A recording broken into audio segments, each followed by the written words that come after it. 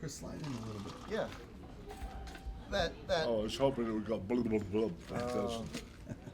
that bit Oh. you just did, Chuck. I mean, it was just priceless. Huh? It was just wonderful. Oh, thank you. I was hysterical. Tears. I had Oh, tears. come on. Do you Really? do that in your act with Tim Conway? No. Do you just interact, or do you do separate We things? do sketches. Tim and I worked. As a we team. did a movie together. Yeah, I know that. That away. But we've been friends for years, and of course we started. First time I met Tim actually was on Turn On, which was 1975, I guess, 1974. But I met him before then, of course, when he was in Cleveland. I used to come in and do the Gallardi show with Ernie Anderson. Ernie Anderson. Wow. Yeah. Because he came on my show one time, Ernie Gallardi from Cleveland. I had Laurel and Hardy and Chuck, Yeah. and he had Laurel and Hardy and Gallardi. Because as if you remember, way back when we started our show, I was the one who told Pix I wanted to use Laurel and Hardy instead. Remember, they wanted me to do some sort of a crazy show with a cart, Right. selling I don't know. But the head of the film department, I said, you've got all these wonderful Laurel and Hardys. I'd love to do Laurel and Hardy. Because I knew Stan, I called him on the phone. So I said, let's put together a club and run Laurel and Hardy, and I'll talk to Stan on the phone. Of course, I never did that because Stan was very private about himself, and he didn't want to. But he wrote to me and called me every day. I mean, I called him every day, and we communicated that way. Sure. Yeah, so it was just a wonderful, wonderful time. And then, of course, I had no budget. We were like, making very little money, and you guys came by, and I don't know how we arranged it, but you guys nothing. You just came in and kind of got your teeth. You loved the show. You loved doing it. I loved it. And the only guy I could afford to pay after a while was Paul Ashley, of course. Of And course. I mean, I was literally. It cost me when I first started. It cost me a couple of $100 a week just to do that show, and we made no money. I mean, practically. And even though we got to the point where there were 3,800, we had 38 commercials on that show. Right. On Sunday, because I did the hour show, and they pay me, but by the time I got finished paying all the bills and Paul and everything else, I wound up costing me a couple of $100. I was in the rears. Wow. But it was fun. We made our money on the perks whenever we went out to do the shows, and of course got some bread. Yeah. So we had a lot of fun. We're at a convention, by the way, for radio pioneers. All the guys that did all the radio shows, and in fact, I did a little something for the guys, and tonight. Well, Shakespeare in the Park. It took me back. It took Did it me really? just like that. It just took me right back. I was there. This young man, Chrissy Dalrymple, and Mr. Anderson, who this documentary is all about, these two young guys were my right arms at WPIX in New York. Without these guys, see, they're my kids. My kids. And they did all the shows, and they helped me with the props, and I would go, Dalrymple, and Chrissy would come out, and he had a pair of glasses on. He was so cute, man. I can't begin to tell you how wonderful he was. And of course, and this young galoot, he was my right arm, left arm. And in the beginning, his grandmother sewed me the first Orphan Annie outfit I wore on my show. And he came in, and Chet Dowling, who was producing my show, we were down having coffee downstairs, and he took the creamers, and he went, I said, Little Orphan Annie, he said, I want you to read the comics. He said, that would be good. I said, Chris, I said, Chet, I said, what'll I do? He said, well, you take the creamers, Yeah, and I took the creamers, and I said like this, and I put the creamers.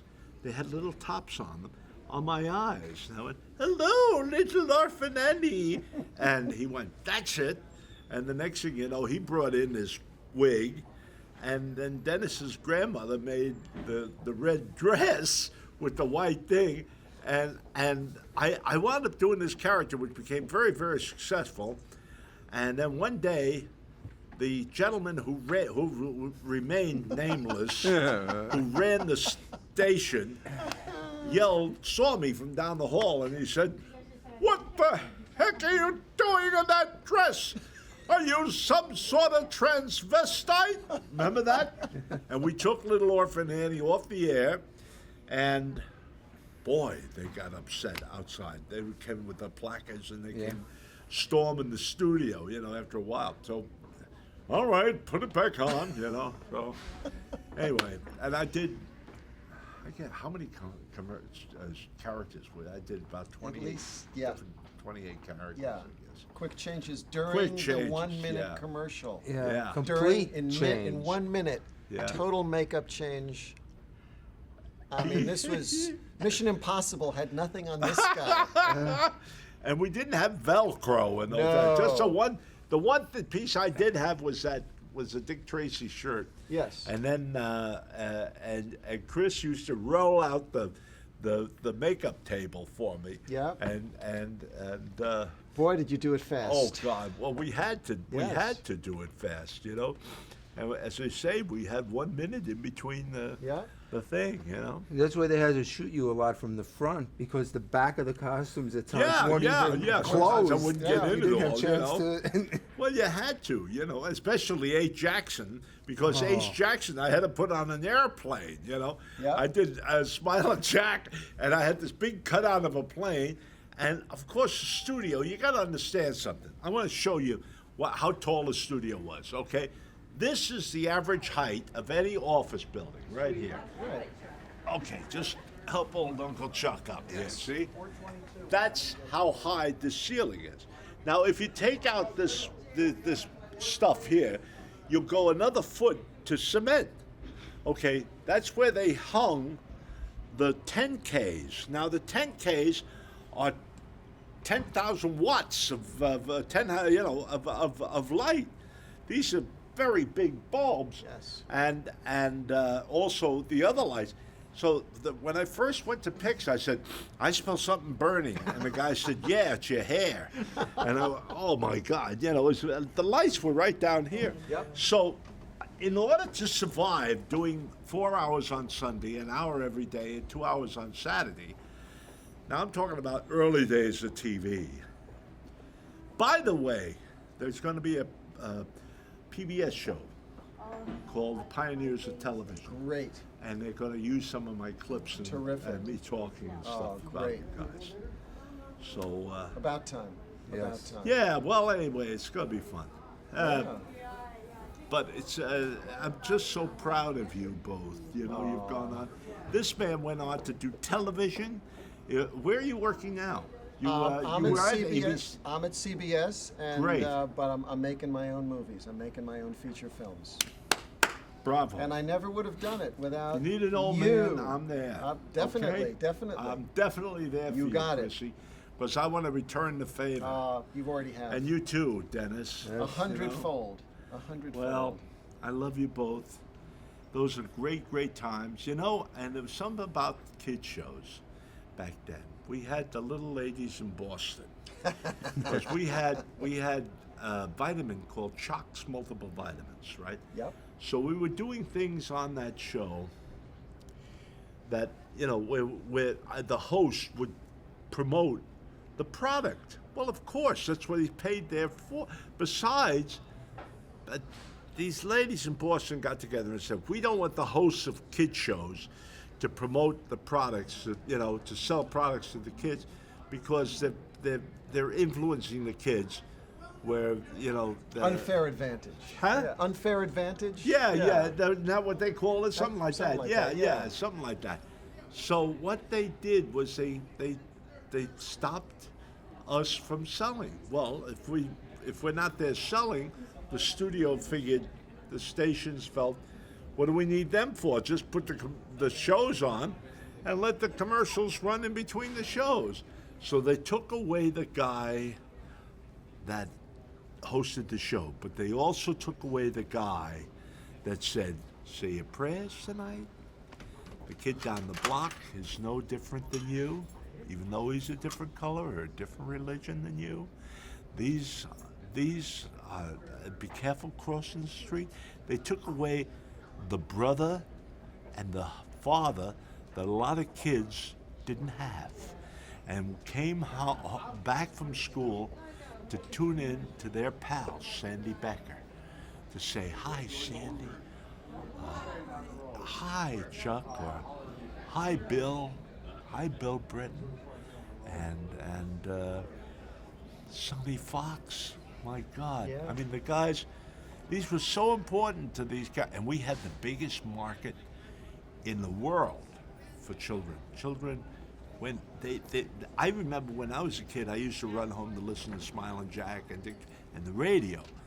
But when the radios, they stopped broadcasting, the kids came back to tune in. We guys, us. That's right. And I never realized how important I really was in the cog of things, nor that does Sandy remember or realize, or Sonny or any of us. But we were very, very important. And it's a pity we don't have that today, because I don't think you'd have the kids in the kind of flux that they're in today if they had somebody earlier True. that would tell them, to say your prayers before you go to bed, and be careful with your buddy down the street, love thy neighbor, and all of that. It was very, very important. Besides, we had a lot of fun. That's right. You would give direction to kids where they couldn't get it from their own parents sometimes. Or even if their parents tried, they didn't trust their Right, parents, right. where there was an element of trust. Well, you're saying that- that. I would No, never say no, that, to- but you're absolutely right. I mean, of course. You were know, our, having you were had our kids friend, of my and own, you were an authority figure in a sense because you were a little Right. older than us, but you were our friend. You were Right. somebody we could talk to. Even though we couldn't talk to you, Right. there was that feeling that if we saw you, we could tell you our problems, you'd give us advice or whatever. And And you that's see missing. the way I'm talking to you right now. That's how I talk to the kids. That lens, I extended my hand through the lens to the kids. Okay, this is breaking the fourth wall. Actors, if I'm an actor, people that interview me sometimes look at me, so that I'm looking over here. Yeah. No, I want to talk to you. Okay, that's who I want to talk to. You're the one who's important. You're the one watching this. So that's what I did in the morning and in the afternoon on these shows. I talked to my friends out there. Well, you came into our homes. Yeah, exactly. We invited you into the living You room. can't do it by looking at him. No. Or looking at you. No, No. You can do it by looking at you. Open the door.